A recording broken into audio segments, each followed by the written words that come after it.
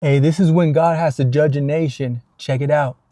The Creator, from studying history, he has an amazing way to relate to mankind, and it's consistent.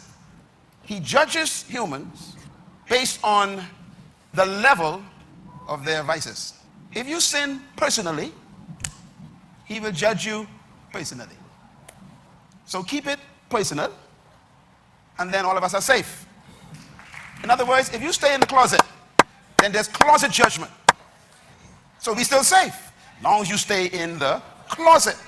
Whatever you're doing, keep it in your private closet. And then you and God deal with that privately. Is it clear? That's how God judges. He judges you based on the level of your vice. But there's a problem.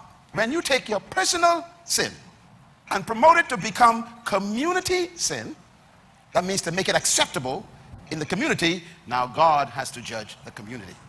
And if you take a community vice that everybody, doing in the community, you decide to make it constitutionally acceptable, which means you're making it a national legal activity. Now God is no longer judging the closet nor the community. He has to judge the nation. And you live in that nation.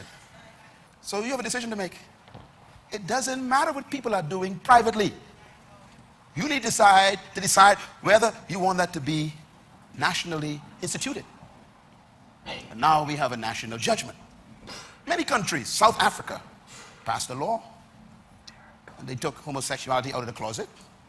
They make it a national law. America, slowly moving that direction, taking the closet, turning it into a country.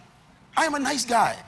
If you want to get involved in a behavior that I don't agree with, I ain't got no problem with it, Just keep it in your closet, that's all. Amen.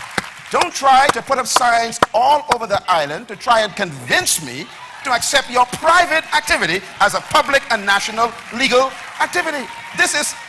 So it's a decision that we have to make. We got to stand for righteousness. Evil men prosper when good men are quiet. Amen.